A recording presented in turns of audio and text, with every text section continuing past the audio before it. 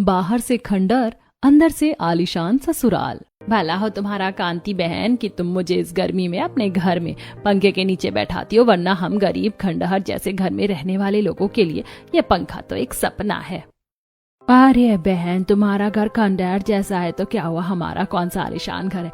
हमारा भी ठीक ही ठाक है जो भी है, पर हम गरीबों से तो बहुत अच्छा है। और तुम्हें पता है, मैं सोच रही थी अपने दूसरे बेटे की भी शादी करवा दूं। अरे मैंने तो यूं ही कह दिया कि तुम्हारा घर ज्यादा बुरा नहीं है, पर सच बताऊं तो तुम्हारे जितने गरीब हमारे आसपास कोई नहीं है। तुम्हारे घर के मर्दों को तो रात में नौकरी करनी पड़ती है या वहाँ छोटा मोटा काम करते हैं। तुमसे ज्यादा गरीब कौन हो सकता है। और इसमें तुम सोच रही हो कि बहू लेकर आओगी, भला कौन ही माँ बाप तुम्हें अपनी बेटी देंगे। खुद तो ऐसे करिए जैसे कोई आलीशान ससुराल की सास हो। मुझसे ज्यादा खंडहर है तेरा घर। 4 नोटों की गड्डी मुंह पर फेंक के मारूंगी ना, तब पता चलेगा कौन अमीर है कौन गरीब। अभी मेरी असलियत नहीं पता है ना, इसलिए मेरा मजाक उड़ा रही है। क्या हुआ शारदा बहन, किस सोच में पड़ गई।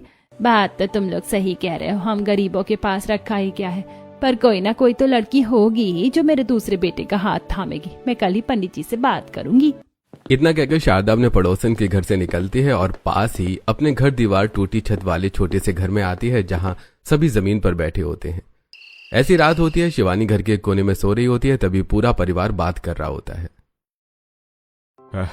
बेटा, आज मैं काम करने उस बंगले में चला जाता हूँ जो हमने कल देखा था। हाँ। माँ, तुम कहाँ जाओगी। तो पापा के साथ चला जा, मैं शिवम के साथ एक पड़ोसन के घर काम पर चली जाती हूँ। इतना कहकर पूरा परिवार चुपके से घर से निकल जाता है। रामलाल और राघव एक तरफ जाते हैं, वहीं शारदा शिवम के साथ घर से निकल जाते हैं। ऐसी रात बीतती है। अगली सुबह पूरा परिवार सो रहा होता है। वहीं रामलाल शारदा शिवम के साथ एक मंजिल के आंगन में आते हैं। अरे तुम लोग यहाँ क्या कर रहे हो। पंडित जी, हम अपनी गरीबी की शिकायत करने नहीं आए हैं, भगवान से हम आपसे बात करने आए हैं। मुझसे क्या बात करनी है आप लोगों को। पंडित जी, आपको मेरे दूसरे बेटे के लिए लड़की ढूंढनी है। यह है मेरा बेटा। क्या आपके परिवार के लिए बहू ढूंढनी है। माफ कीजिएगा, इतनी गर्मी में बिना पंखे के छोटे से टूटे फूटे घर में आप लोग रहते हैं। भला कौन माँ बाप अपनी बेटी ऐसे घर में विदा करेंगे। और मैं झूठ बोलकर किसी लड़की की जिंदगी बर्बाद नहीं करना चाहता आपके घर की बहू बनाकर। क्या मतलब पंडित जी, हम गरीबों के बच्चों की शादी नहीं होती है क्या। हाँ जी, जरूर होती है, पर पहले अपने खंडर जैसे घर को एक आलीशान घर बनाइए, तब कोई लड़की उसे अपना ससुराल बनाएगी। अब जाइए यहाँ से। पंडित की बात से नाराज रामलाल शारदा अपने बेटे शिवम को लेकर घर चले आते हैं और पूरा परिवार एक साथ बैठकर बातें कर रहा होता है। यह शादी ब्याह में दिमाग खराब हो जाता है। रात भर यहाँ वहां मेहनत करो और अब दिन में जागकर शादी की बात करो। अरे तो क्या बेटे की शादी नहीं करवाएंगे हम। इतनी मेहनत कर किस लिए रहे हैं, बेटे की शादी तो करवानी ही पड़ेगी ना। शादी तो करवाएंगे, पर अब हम किसी के भरोसे नहीं रहेंगे कि कोई हमें लड़की बताएगा तब हम उससे शादी करेंगे। हम खुद ही अपने बेटे के लिए लड़की ढूंढेंगे। हाँ ये ठीक है, हम खुद ही अपने बेटे के लिए लड़की ढूंढेंगे और किसी गरीब घर की लड़की ढूंढेंगे जो शांत, सुशील और घरेलू हो। हाँ बिल्कुल, ऐसी लड़की जिसे हमारी गरीबी से परेशानी भी न हो और न ही हमारे रात में काम करने से कोई परेशानी डाले। शहर की लड़कियां तो काफी तेज होती हैं। पास ही के गांव में मेरी बहन रहती है। गांव में कोई लड़की ढूंढेंगे तो हमें सब हमारी पसंद की मिलेंगी। मैं अभी अपनी बहन से बात करती हूँ। मम्मी जी, आप अपनी बहन से बात कैसे कीजिएगा, वो गांव में रहती है, हम यहाँ रहते हैं और हमारे पास कोई फोन भी नहीं है। उसकी चिंता तू मत कर बहू, वो अपने गांव के बाहर शहर में सब्जियां लेने आती है ना, मैं कल वहीं जाकर उससे बात कर लूंगी। ऐसे ही आज का दिन बीतता है। अगले दिन दोपहर में शारदा सब्जी मंडी में आती है और अपनी बहू मयूरी से मिलती है। अरे दीदी, तुम्हें जब भी मुझसे बात करना रहेगा तो तुम क्या मेरे शहर में सब्जियां लेने आने का इंतजार करोगी। एक छोटा फोन ले लो। तू जानती है ना मेरी गरीबी, और ये सब बात छोड़, पहले मुझे एक सुंदर सुशील लड़की बता, गरीब घर की लड़की जो हमारे गरीब घर को अपना ससुराल बनाए, मेरे दूसरे बेटे के लिए। बस दीदी इतनी सी बात। हमारे गांव में एक बड़ा परिवार है, उसमें एक लड़की है, काफी सुशील है। तुम किसी दिन अपने परिवार के साथ गांव आओ और लड़की देख लो, मैं अभी बात चला देती हूँ। हाँ हाँ बहन, तू बात चला, हम कल ही लड़की देखने आते हैं। इतना कहकर मयूरी बाजार से गांव चली जाती है और गांव में कृष्णलाल और राम मोहन के छोटे से कच्चे घर में आती है, जहां श्रुति बाहर खाना बना रही होती है। क्या हुआ मयूरी बहन, आज हमारे घर कैसे आना हुआ। अरे बहन, आपकी बेटी है ना श्रुति, उसके लिए एक अच्छे लड़के का रिश्ता लेकर आई हूँ। मेरी बहन का ही बेटा है, उन्हें कल बुलाया, तुम एक बार परिवार वालों से मिल लो। ये बहुत अच्छा किया आपने, हम गरीबों को भी अपनी बेटी की बड़ी चिंता हो रही थी। ऐसे ही आज का दिन बीतता है। अगले दिन रामलाल, शारदा, शिवम और प्रीति मयूरी के गांव आते हैं। कृष्णलाल के छोटे से कच्चे घर में जमीन पर बैठे होते हैं। नमस्कार जी, नमस्कार। ये मेरी पत्नी मीनाक्षी और ये रही मेरी बेटी श्रुति। मिट्टी के बने चूल्हे से सिंपल सलवार सूट में श्रुति चाय और नाश्ता बनाकर लेकर आती है। अजी लड़की तो गृहिणी लग रही है और घर भी वैसा है जैसा हम चाहते थे। रिश्ता तय कर देते हैं। जी, हमें ये रिश्ता मंजूर है। आपकी बेटी हमें बहुत पसंद आई। जी, आपका बहुत बहुत धन्यवाद। हम तो सोच रहे थे कि हम गरीब की घर की बेटी का न जाने कोई लड़का हाथ थामेगा या नहीं थामेगा। इसी तरह दोनों परिवारों की रजामंदी से शिवम और श्रुति की शादी तय होती है। कुछ दिनों बाद शादी की तारीख निकलती है और तय तारीख के दिन मंदिर में रामलाल और शारदा अपने बेटे शिवम की शादी करवाते हैं और मंदिर के बाहर ही छोटे से भोज का आयोजन करते हैं। गरीब घर की बेटी ढूंढकर अपने बेटे की शादी तो करवा दी, अब इसे क्या अपने खंडहर जैसे घर में रखोगे? और कहाँ रखेंगे? इन गरीबों के पास है ही क्या? लगता है एक डोज इन्हें दिया समझ नहीं आया। एक रात और निकालूंगी डोज देने, तब इन्हें समझ में आएगा। कांति बहन, शांति बहन, तुम दोनों मेरी पड़ोसन हो और मेरे ही बेटे की शादी में आकर हमारे परिवार के भोज में बैठकर हमें ही ताने मार रही हो। चुपचाप भोज खाओ और अपने घर जाकर सो जाओ। हमारे घर की बहुओं की चिंता मत करो। शारदा के जवाब से कांति और शांति का मुंह बन जाता है। वहीं दूसरी तरफ शिवम और श्रुति की शादी पूरी होती है और श्रुति शिवम के साथ अपने खंडहर जैसे टूटे फूटे छोटे से ससुराल के दरवाजे पर खड़ी होती है। ये कैसा गरीब ससुराल मिला है मुझे। मायका भी गरीब, ससुराल भी गरीब। एक खाट तक नहीं है सोने के लिए, तभी जमीन पर ही सोते होंगे। बाहु दाहिने पैर से कलश गिराकर गृह प्रवेश करो। श्रुति दाहिने पैर से कलश गिराकर गृह प्रवेश करती है। अब मैं इस घर की बहू हूँ, चाहे जैसा भी हो। मेरा ससुराल अब ये मेरा ससुराल है। किसी भी हालत में मैं अपने ससुराल की बेइज्जती नहीं होने दूंगी। आइए भाभी, आपके ससुराल में आपका स्वागत है। देवरानी जी, मैं आपकी जेठानी हूँ। आज से हम दोनों मिलकर अपने गरीब ससुराल को चलाएंगे। हाँ बिल्कुल जेठानी जी, आप तो मेरी बड़ी दीदी की तरह हैं। बहू, रात हो रही है, तुम थक गई होगी। शिवानी बहू, अपनी देवरानी का बिस्तर लगा लो। शिवानी प्रीति के साथ मिलकर अपनी देवरानी श्रुति और बाकी परिवार वालों के सोने के लिए बिस्तर लगाती है। पूरा परिवार गहरी नींद में सो जाता है। वहीं देर रात रामलाल एक बड़ा सा झोला लेकर घर से निकल जाता है। श्रुति आधी नींद में रामलाल को देखती है। इतनी रात गया ससुर जी कहाँ जा रहे हैं? शायद। इतना कहते हुए श्रुति दोबारा गहरी नींद में सो जाती है। ऐसी सुबह होती है। श्रुति अपनी पहली रसोई के लिए तैयार होती है। सासू माँ, आज तो मेरी पहली रसोई की रस्म होगी ना? हाँ बहू, आज तेरी पहली रसोई की रस्म है। मम्मी जी, मैं अपनी पहली रसोई में क्या बनाऊं? बहू, पहली रसोई में तो मीठा बनता है, पर तेरे गरीब ससुराल में मीठा बनाने के लिए कुछ भी नहीं है। तू थोड़ी देर रुक, मैं राशन वाले के पास जाकर चावल, चीनी और थोड़ा दूध लेकर आती हूँ। क्या मेरे ससुराल में चीनी चावल भी नहीं रहता है? शारदा अपने घर से निकलती है और पास के एक राशन की दुकान वाले के पास आती है। अरे शारदा बहन, उधार सामान लेने तो नहीं आई हो ना? अभी अभी तुमने अपने बेटे की शादी की है, तुम गरीबों के पास तो पैसे ही नहीं बचे होंगे। दुकानदार, मैं पैसे देकर ही सामान लूंगी। तेरे घर से सामान नहीं ले जा रही हूँ। मुझे चावल, चीनी और थोड़ा दूध दे दे। दुकानदार शारदा को चावल, चीनी और दूध दे देता है, जिसे लेकर शारदा घर आती है और श्रुति अपनी पहली रसोई बनाती है और सबको परोसती है। वाह वाह भाभी, बहुत अच्छी खीर बनाई है आपने। हाँ, खीर काफी अच्छी बनी है। चलो, तो कोई तो आया हमारी शिवानी बहू के टक्कर का। अब दोनों देवरानी जेठानी मिलकर हमारे गरीब परिवार को टेस्टी टेस्टी खाना खिलाएंगी। ऐसे ही श्रुति की पहली रसोई पूरी होती है। कुछ दिन बीतते हैं। श्रुति अपने परिवार के साथ घुलने मिलने लगती है और देर रात कभी अपने ससुर को झोला लेकर घर से बाहर जाते हुए देखती है, तो कभी अपने जेठ और देवर को। ऐसे ही आज आधी रात को अपने पति को घर से बाहर जाते हुए देखती है। इतनी देर रात मेरे पति बाहर कहाँ जा रहे? उस दिन ससुर जी भी देर रात कहीं गए थे। ऐसी सुबह होती है। श्रुति अपनी जेठानी शिवानी के साथ उठती है। वहीं घर के सभी मर्द और शारदा गहरी नींद में सो रहे होते हैं। जेठानी जी, हमारे ससुराल वाले इतनी देर तक क्यों सोते हैं? हमारा पूरा परिवार जमीन पर सोता है और मुझे घर में पोछा मारना है। देवरानी जी, हमारे ससुराल में सभी देर से उठते हैं। जेठानी जी, आपको पता है, कुछ रातों से मैं देख रही हूँ, कभी ससुर जी तो कभी जेठ जी, कभी देवर तो कभी मेरे पति देर रात घर से बाहर निकलते। कुछ पता है आपको कि ये लोग कहाँ जाते हैं? मुझे तो नहीं पता और मैंने तो कभी इस बात पर गौर भी नहीं किया। खैर छोड़िए, आप खाना बनाने की तैयारी कीजिए। जब हमारे घर वाले उठेंगे तो झाड़ू पोछा मैं कर लूंगी। उससे पहले चलिए बाहर से पानी लेकर आते हैं। इतना कहकर श्रुति शिवानी के साथ घर की बाल्टी और एक मटका लेकर घर से निकलती है और घर से थोड़ी दूर एक सरकारी नल के पास आकर पानी भरने लगती है। ऐसी श्रुति अपनी जेठानी से घुलने मिलने लगती है। कुछ दिन बीतते हैं और एक रात रामलाल अपनी तीनों बेटों के साथ घर से बाहर निकलता है।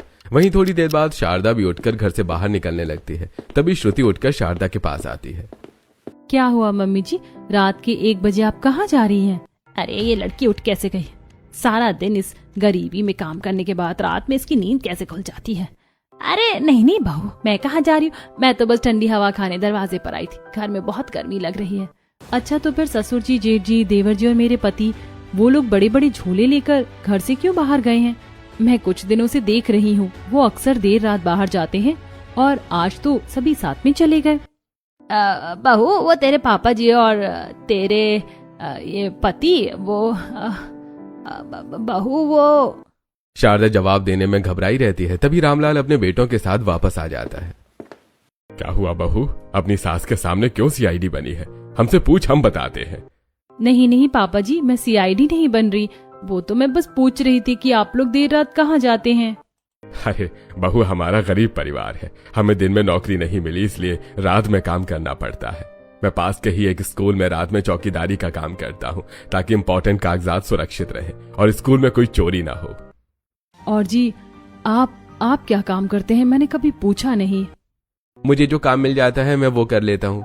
फिलहाल मनरेगा में कंस्ट्रक्शन का काम कर रहा हूँ जो रात में ही होता है। और जी आपने बताया नहीं, आप क्या काम करते हैं? रात भर जागकर 2 पैसे कमा कर लाता हूँ। इतना काफी नहीं है क्या कि मैं क्या करता हूँ तुम्हें ये जानना है? हाँ, जाओ जाकर सो जाओ। बात तो सही है, रात भर जागकर काम करना कोई आसान बात थोड़ी है। मैं इन्हें काम करने देती हूँ। इतना कहकर श्रुति अपनी जेठानी के साथ वापस जाकर सो जाती है। ऐसे कुछ दिन बीतते हैं। श्रुति अपने पग फेरे के लिए अपने मायके आती है। बेटी, तू अपने ससुराल में खुश तो है ना? हमने बिना ज्यादा तहकीकात के तेरी शादी करवा दी थी। हाँ, मैं बहुत खुश हूँ। गरीब ससुराल है पर मेरे सास ससुर, जेठानी, जेठ, देवर देवरानी, नंद, पति सब अच्छे हैं। अच्छा बेटी, तेरे पति क्या काम करते हैं? अब इन्हें क्या बताऊँ मेरे पति क्या काम करते हैं? उन्होंने तो मुझे बताया ही नहीं है। अरे बोलती क्यों नहीं, बता। मुझे नहीं पता वो क्या काम करते हैं, बस अपने पिता और भाई के साथ कुछ ना कुछ काम करते हैं। ऐसा कैसे हो सकता है कि तेरे पति काम करते हैं और तुझे पता ही नहीं? बड़ी बुद्धू लड़की है। पूरा परिवार श्रुति का मजाक बनाता है। ऐसी श्रुति की पग फेरे की रस्म पूरी होती है और श्रुति अपने मायके से ससुराल आ जाती है। कुछ दिन बीतते हैं और एक दिन श्रुति के मोबाइल पर उसके ससुराल से फोन आता है। कैसी है श्रुति बेटी? चाची मैं तो ठीक हूँ, आप लोग कैसे हैं? बेटी हम सब भी ठीक है। तुझे याद है ना, तेरी बहन रानी का जन्मदिन है।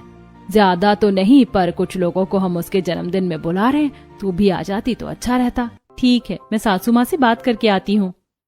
इतना कहकर श्रुति शारदा के पास आती है। किसका फोन था भाभी? किससे बात कर रही थी?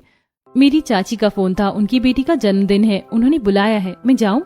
हाँ बेटी तू जा, पर रात होने से पहले चली आना। तुझे तो पता ही है सभी को काम पर जाना होता है। पर मैं जाऊंगी कैसे? तेरा देवर है ना, वो तुझे पहुंचा देगा। सुन राघव, अपनी भाभी को पहुंचा देना और शाम को अपनी भाभी को लेकर भी आना। ठीक है मम्मी। अगली सुबह राघव और श्रुति गांव पहुंचते हैं, जहां श्रुति अपने मायके वालों से मिलती है और रानी सुंदर सलवार सूट में तैयार सभी से हंसते खेलते बातें कर रही होती है। भाभी की बहन कितनी सुंदर है। ऐसी शाम होती है। रानी अपने हाथों से सभी के लिए खीर बनाई होती है।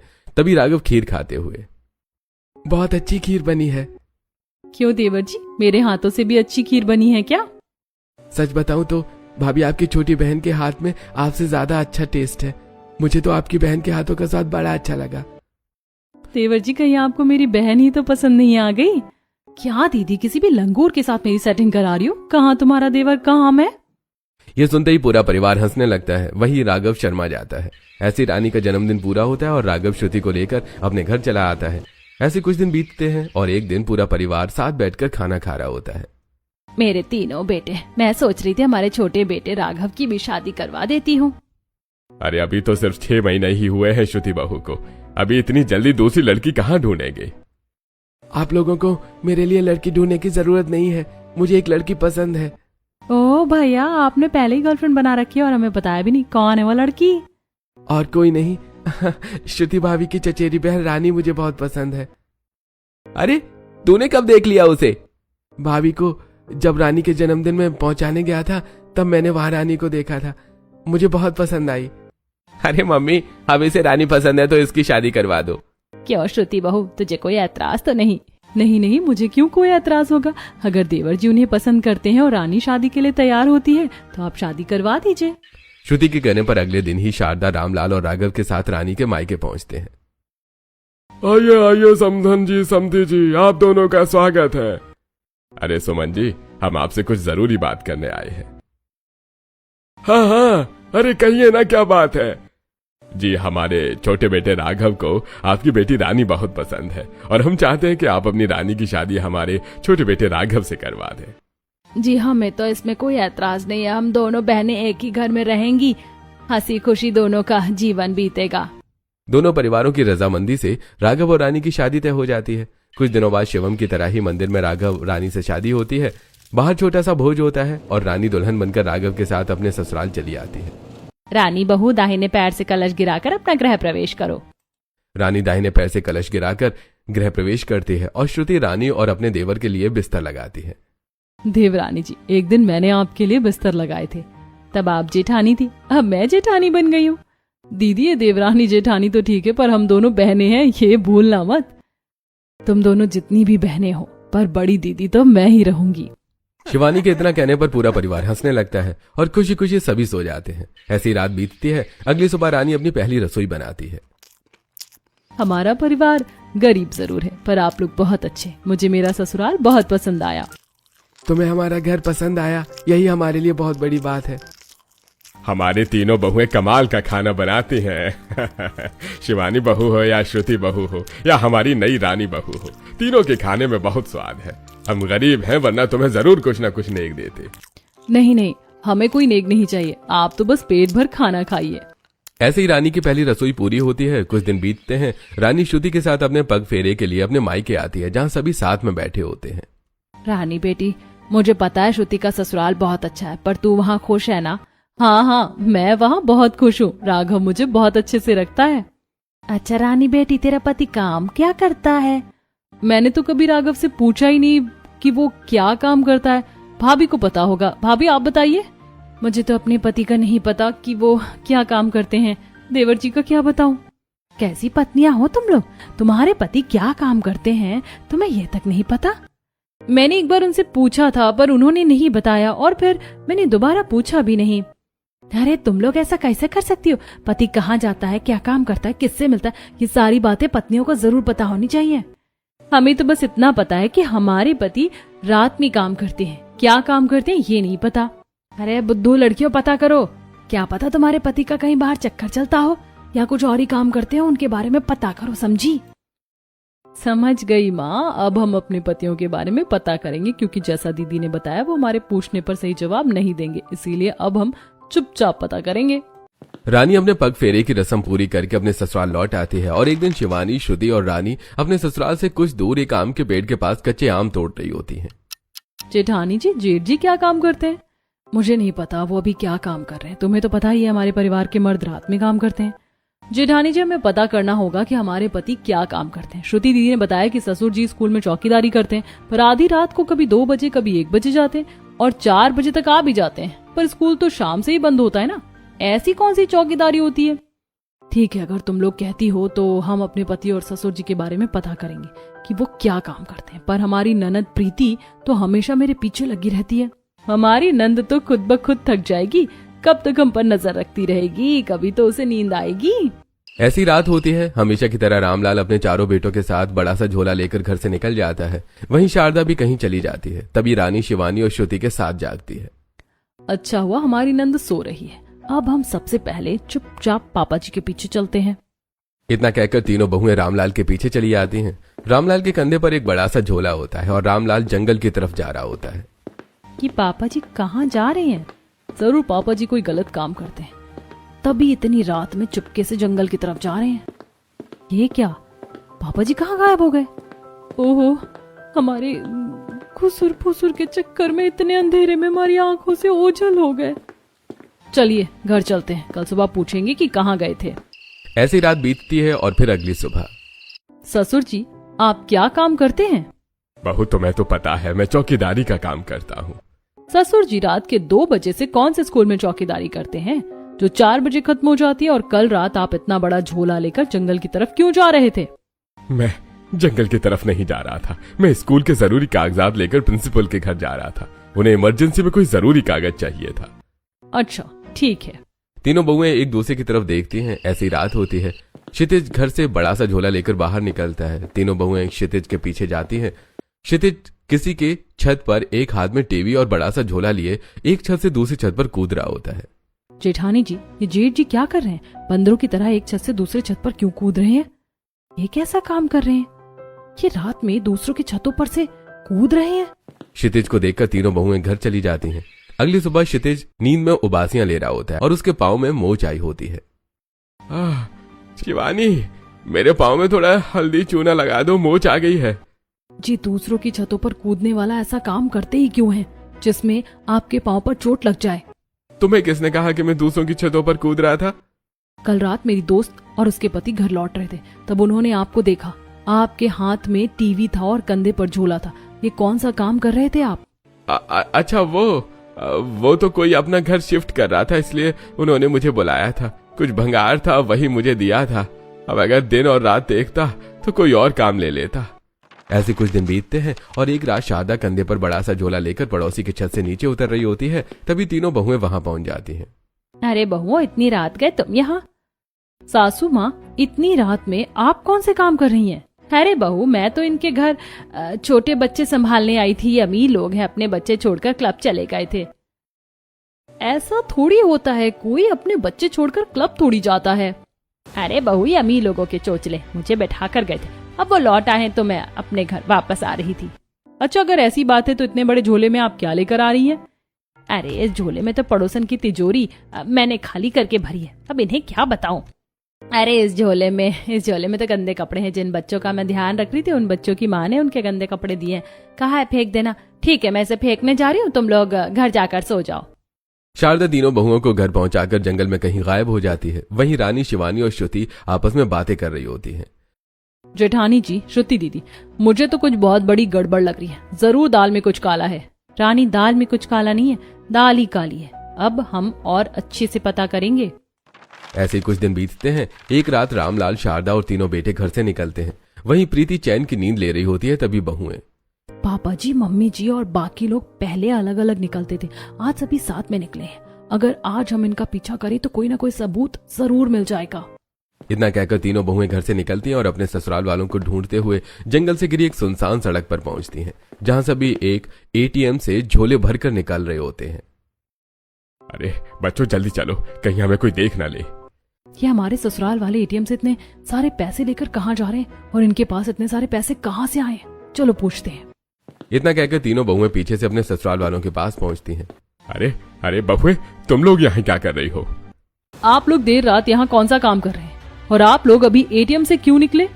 अरे आहिस्ता बोलो, तुम लोग हमारे काम में अड़ंगा क्यों डालती हो? ये एटीएम के पैसों का मामला है। ये सब काम रात में ही होता है। दिन में कभी देखा है एटीएम में कुछ काम करते हुए? हमें ये पैसे बैंक तक पहुंचाने हैं। तुम लोग घर जाओ। अपने पतियों की बात मानकर तीनों पत्नियां घर की तरफ चली जाती हैं। अरे मैं तो डर ही गया था, मुझे लगा हमारा राज खुल गया बहुओं के सामने। ये प्रीति किसी भी काम की नहीं है, बस छोटा सा काम दिया कि बहुओं पर नजर रखना, पर नजर रखने की बजाय चैन से सोती रहती है। हर बार बहुएं हमारे पीछे चली आती हैं, बेवकूफ लड़की। इतना कहकर सभी गहरे जंगल में चले जाते हैं। वहीं बहुएं अपने घर जाने की बजाय ससुराल वालों का पीछा करने गहरे जंगल में चली आती हैं। ये बार बार हमारे ससुराल वाले हमारी आंखों से ओझल कैसे हो जाते हैं? दीदी, हमारे ससुराल वाले बहुत तेज है। वो अंधेरे का फायदा उठाते हैं और कहीं गायब हो जाते हैं। हमें पता ही नहीं चलता वो सच कह रहे हैं या झूठ। घर चलो, थोड़ी देर में सूरज उग जाएगा और हमारे ससुराल वाले घर पहुंच जाएंगे। उनके पहुंचने से पहले हमें पहुंचना होगा। इतना कहकर तीनों बहुएं घर आकर सो जाती हैं। ऐसे कुछ दिन बीतते हैं। एक दोपहर तीनों बहुएं गहरी नींद में सो रही होती हैं। शारदा, बहुत दिन हो गई, इस गर्मी से मैं परेशान हो गया हूँ। आज बहुएं सो रही हैं, चलो हम लोग वहां चलते हैं। गर्मी से तो मैं भी परेशान हो गई हूँ। ठीक है, चलिए चलते हैं। इतना कहकर रामलाल और शारदा घर से बाहर निकलते हैं। वहीं तीनों बहुएं अपनी आंखें खोलती हैं और चुपके से अपने सास ससुर का पीछा करने जंगल में चली आती हैं। हमारे ससुर अंधेरे का फायदा उठाकर बहुत तेज बनते थे ना, आज तो दोपहर में जंगल में आए। अब चाहे कुछ भी हो जाए, ये हमारी आंखों से ओझल नहीं हो पाएंगे और हम जान जाएंगे कि ये लोग कहाँ जाते हैं। इतना कहकर तीनों बहुएं अपने सास ससुर का पीछा करने लगती हैं और धीरे धीरे रामलाल और शारदा गहरे जंगल में जाते हुए एक खंडर जैसे घर के पास चले जाते हैं। हमारे सास ससुर गर्मी से परेशान होकर इस खंडहर में आए हैं और हमारी आंखों से ओझल होकर भी ये लोग इसी खंडहर में आते थे। ये सब बहुत अजीब लग रहा है। नहीं दीदी, जरूर इस खंडहर में कोई राज है। चलिए अंदर चलकर देखते हैं। इतना कहकर शिवानी, श्रुति और रानी खंडहर के अंदर आती हैं। खंडहर के अंदर एक दीवार पर पुरानी तस्वीर टंगी होती है। तस्वीर देखते ही रानी तस्वीर उतारती है और सामने दीवार दरवाजे की तरह खुल जाती है। ये देखिए दीदी, इस खंडहर के अंदर से एक रास्ता जाता है और ये फोटो फ्रेम इसकी चाबी है। तीनों बहुएं आगे बढ़ती हैं। सामने एक आलीशान महल होता है। तीनों बहुएं अंदर आती हैं, जहां महंगी मूर्तियां, सोफे, एलसीडी टीवी, महंगे फ्रिज और दूसरी महंगी चीजें रखी होती हैं। पापा जी, मम्मी जी, ये आप लोग क्या क्या कर रहे हो और ये सब क्या है? अरे अरे बहुआ, तुम लोग यहाँ कैसे आ गई? पापा जी, मम्मी जी, हम लोग यहाँ आपका पीछा करके आए हैं। अब बिना झूठ बोले हमें सच बताइए कि आलीशान बंगला किसका है और आप लोग यहाँ क्या कर रहे हैं? बहू, तुम लोग नाराज मत हो, ये तुम्हारा ससुराल है। अगर ये हमारा ससुराल है तो ये खंडहर में क्यों छुपा हुआ है और आपने इसके बारे में हमें कभी कुछ बताया क्यों नहीं?